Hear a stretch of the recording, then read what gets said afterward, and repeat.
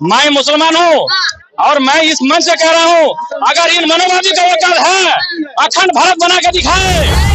हर EVM machine को जो है हर बूथ पर तोड़ने का काम करेंगे हम लोग। हमारा पैसा से वो ले जा करके लूट करके लेके जाता है, उसी पैसा से वहाँ जाकर मुजरा करके आता है। मोदी की तरह सैकड़ों मोदी को जेब में मोहन भागवत रखता है। राम मंदिर हमें नहीं चाहिए, राम मुद्दा नहीं चाहिए, राम राज नहीं चाहिए। और मोहन भागवत जो है दोनों को चलाता है, चाहे कांग्रेस हो या बीजेपी हो।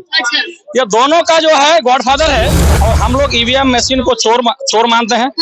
और चोर ईवीएम मशीन चोर है, और चोरों का सरदार जो है वो है चुनाव आयोग। सटीक खबरों का सीधा असर। आप देख रहे हैं एनसीआर समाचार। नमस्कार, मैं आपके साथ रितेशा भगवान और आप देख रहे हैं एनसीआर समाचार। लगातार हम जंतर मंतर पर मौजूद और यहाँ पर ईवीएम को लेकर हटाने की मांग कर रहे हैं और कहा जा रहा है कि लोकसभा चुनाव 2024 के चुनाव जो है वो बैलेट पेपर से होने चाहिए। पर देखना यही होगा, क्या इनकी कयास लगातार लगाए जा रहे हैं, क्या लोकसभा चुनाव इस बार बैलेट पेपर से होंगे या फिर ईवीएम मशीन से? ये एक बड़ा सवाल है। सीधे यहाँ पर बहुत लोग जुड़े हुए हैं, बातचीत करने की कोशिश करेंगे। आपका नाम क्या है? मैं शाकिर आलम, पूर्व प्रत्याशी 65 बलरामपुर जिला कटिहार बिहार बहुजन मुक्ति पार्टी। हम लोग यहाँ पर भवन मिश्राम साहब द्वारा भारत मुक्ति मोर्चा के जो अध्यक्ष हैं, इनके द्वारा तमाम देशवासियों को मैसेज गया था कि जो भी ईवीएम के विरोध में आप लड़ना चाहते हैं और आपको लगता है कि ईवीएम से धांधली होता है, तो आप तमाम लोगों को मेरा तरफ से निमंत्रण है कि जंतर मंतर में आए और इनके खिलाफ प्रोटेस्ट में हिस्सा लें।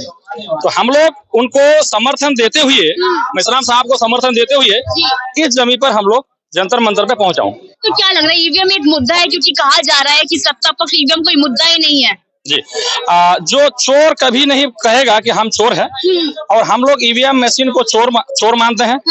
और चोर ईवीएम मशीन चोर है, और चोरों का सरदार जो है वो है चुनाव आयोग। राम राज्य के सामने ईवीएम का मुद्दा रहने वाला है क्या कहीं? सुनने दीजिए। तो ये चोरों का सरदार जो ये है चुनाव आयोग है। और चोर यानी जो इलीगल है ईवीएम मशीन, तो ईवीएम मशीन चोर है, चोरों का सरदार जो है चुनाव आयोग, और चोर द्वारा चुना हुआ सरकार को भी चोर मानते हैं। अच्छा, हम लोग उसको भी चोर मानते हैं। और आज आप जो कह रही है ईवीएम के खिलाफ बीजेपी वाले चुपचाप मौन बांधे हुए हैं, क्योंकि आप जब तमाम लोग जानते हैं कि सुप्रीम कोर्ट में सबसे पहले सुब्रमण्यम स्वामी जी जो आरएसएस के और बीजेपी के हैं, उन्होंने केस करने का काम किया था। और ये आंदोलन हम लोगों ने लोकसभा के अंदर देखा भी, पार्लियामेंट के अंदर बहुत सारा बहस चल रहा था, लेकिन सुनवाई नहीं होने के कारण इन लोगों ने पैचअप कर लिया, दोनों में कंप्रोमाइज कर लिया कि चलिए 2004 और 2009 का जो चुनाव आप लोग धांधली करके जीते हैं, तो हम लोग को भी इनको भी मौका दिया जाए। इनका जो गॉडफादर है ये मोहन भागवत है, और मोहन भागवत जो है दोनों को चलाता है, चाहे कांग्रेस हो या बीजेपी हो। ये दोनों का जो है गॉडफादर है और दोनों को चलाता है। ये सब हम लोगों का मानना है। पूरे देश के भारत की जो गॉडफादर है वो तो प्रधानमंत्री मोदी। नहीं, मोदी की तरह सैकड़ों मोदी को जेब में मोहन भागवत रखता है। अच्छा, जब चाहेगा 10 मोदी खड़ा कर देगा 2 दिन में मोहन भागवत। अच्छा, आप लोग को मालूम होगा कि बहुत सारे स्टेट में आप चुनाव हुआ तो बहुत सारे लोग नामी गामी जो चेहरा है, ऐसे लोगों को छांट करके अलग लोगों को खड़ा कर दिया, जिनको कोई नहीं जानता, सीएम बना दिया। तमाम लोग जानते हैं। तो ये आप लोगों का जो खेल है, राजनीति समझना बच्चों का खेल नहीं है। तो कोई नेता बन गया, एमएलए बन गया, एमपी बन गया, मंत्री बन गया, तो बहुत बड़ा नेता बन गया या बहुत उसका राजनीति का पकड़ है या समझता, ऐसा नहीं है। ऐसा नहीं है। राजनीति समझने के लिए आपको सामाजिक समझ होना चाहिए। आपको सामाजिक समझ होना चाहिए, जो कि हमारे नेतृत्व करने वाला भवन मिश्राम साहब के पास है। और हम लोग आंख बंद करके उनके साथ हम लोग उसका समर्पित करते हैं, उनके साथ हम लोग हर जगह पर हम लोग खड़े होते हैं। तो मेरा मानना है कि जिस तरह से आज ईवीएम के खिलाफ हम लोग प्रोटेस्ट कर रहे हैं, जापान से ईवीएम लाया गया, जापान के लोग उसको यूज करके छोड़ दिया कि भाई इससे धांधली होता है। जापान खुद पैदा किया। आपको घर से अगर आपका पिताजी निकाल दे तो आपका कुछ व्यवहार में कमी होगी, तभी आपको निकल दिया है, अन्यथा आपको कोई बाप अपना बेटी को या बेटा को घर से नहीं निकल सकता। इसीलिए मेरा मानना है कि ईवीएम को जिसने पैदा किया उन्होंने घर से लात मार के निकाल दिया। इसीलिए ईवीएम को हम लोग इलीगल मानते हैं, खराब मानते हैं, उसको हटना चाहिए। अगर नहीं हटाता है 2024 तक, जो 2024 के चुनाव में अगर वो नहीं हटाता है, तो हम लोग सड़कों पर आकर के ईवीएम के साथ में उनका सरकार को और ईवीएम को दोनों को हटाने का काम करेंगे। और हमारे जो माँ बहन है, बहुजन समाज के महिलाएं हैं, इन लोगों ने भी ठान लिया है कि अगर वो चुनाव ईवीएम द्वारा कर रहा है 24,000 ईवीएम को तोड़ने का कार्य करेंगे। ये हम लोग का प्लान। वही चुनाव आयोग लगातार बैन में एलईडी लगा के घूम रहा है, कह रहे किसी भी तरीके की धांधलीबाजी नहीं हो रही, चुनाव एकदम निष्पक्ष है और डिजिटल इंडिया बन रहा है। तो क्या दिक्कत हो रही है आपको ईवीएम में? तो आप बताइए, जापान से ज्यादा इंडिया डिजिटल हो गया, अमेरिका से ज्यादा हम लोग विकसित है, हमारे लोग अमेरिका से ज्यादा हम लोग विकसित है। अलग अलग देश में जो बड़े बड़े देशों में, रशिया में, तमाम जगह में जो बैंड हो गया ईवीएम, तो वो लोग हम लोग से बेवकूफ है, यही लोग चालाक है। हमसे जितना टेक्नोलॉजी छवि तो अलग बना दी ना विदेशों में। वो देखिए, अपना सुनिए, आप क्या करेंगे, अपना पैसा देके यहाँ पूरा तमाशा कर दिए। पैसा से आप एक एक्टर खरीद लिए, एक्टर को लेकर आगे पैसा लाके जनता का पैसा से मौज मस्ती करने वाला आदमी जहाँ भी जाता है वो मौज मस्ती और ढिंडोरा मुजरा करने के लिए वो प्रोग्राम सेट कर लेता है। वो हमारा सरकार कर रही है, मोदी सरकार कर रही है। जिसको आप बोलते हैं ना कि विश्व में उसका छवि छाप दिया हो गया, ऐसा कुछ नहीं है। तमाम देश का पैसा हमारा पैसा से वो ले जा करके लूट करके लेके जाता है, उसी पैसा से वहाँ जाकर मुजरा करके आता है, वोटिंग करता है, वही बजा रहा है पैसा से, अपना पैसा से डंका बजा रहा है, हमारा पैसा से डंका बजा रहा है, गोदी मीडिया डंका बजा रहा है। आप समझिए, 4 इंसान यहाँ खड़ा होता है, नेशनल मीडिया खड़ा हो जाता है। यहाँ पर लाखों का संख्या में देश भर से कोने कोने से आए हुए सताया लोग है, बहुजन समाज के SC ST माइनॉरिटी के लोग है, लेकिन ये भी नेशनल मीडिया का यहाँ पर मुंह देखने नहीं मिल रहा है। आप समझिए कि सरकार इसको किस तरह से जेब में रखे हुए है। समाज की तो है, प्रधानमंत्री दिक्कत क्या है आपको? सुनिए, ये जो है समाज का जो बात किया ना, एक मशीन है, उस मशीन में लिखा है जियो।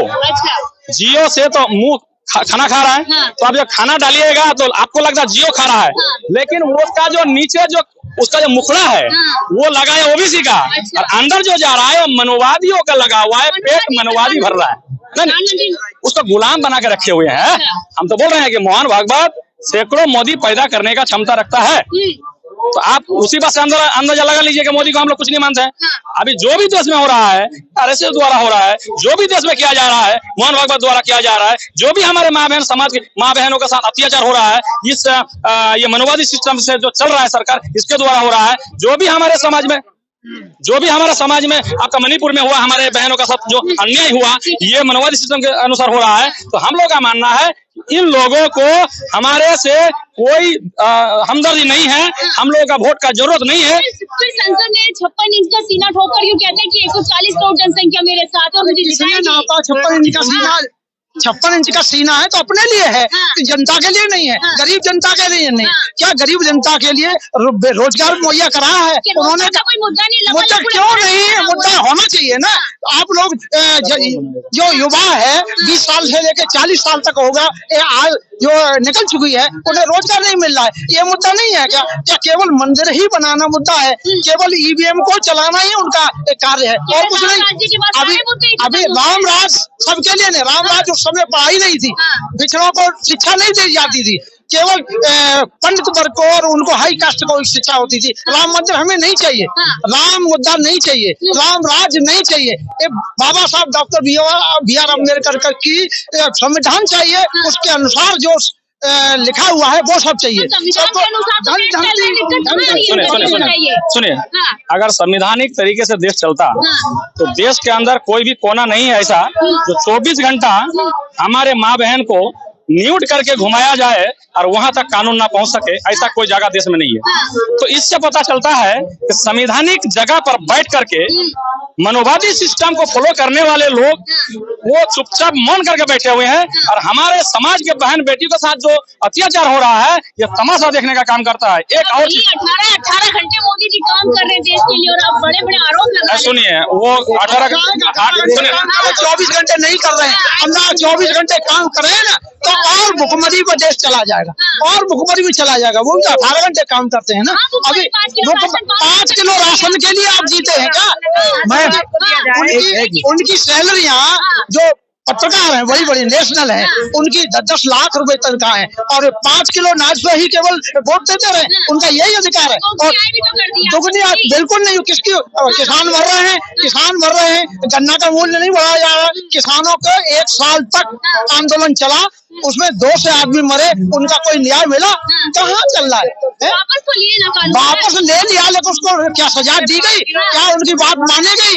क्या बात नहीं मानी गई अभी तक? और आप अभी कह रही थी कि मोदी ओबीसी का है, ओबीसी का देखिए पीएमओ हाउस में कितने ओबीसी हैं, उनके हाउस में कितने ओबीसी हैं, राष्ट्रपति भवन में कितने ओबीसी हैं, इसमें कितना भागीदारी है रोजगार में? नहीं है, सब पक्षपात चल रहा है, केवल ड्रामा चल रहा है, ड्रामा और किस बात कुछ नहीं। कह रहे हैं एकजुट कर रहे हैं, अखंड भारत बना रहे हैं प्रधानमंत्री। बहुत अच्छी बात है।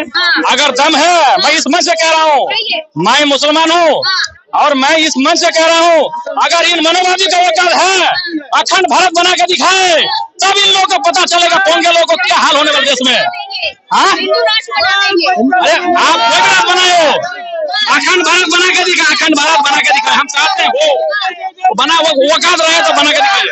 लोकसभा चुनाव से पहले आप बैलेट पेपर से चुनाव करवा पाएंगे? एक चुनौती है आपके सामने, 24 से पहले आप बैलेट पेपर से चुनाव करवा पाएंगे? हम लोग का पूरा कोशिश है, हम लोग का पूरा कोशिश है।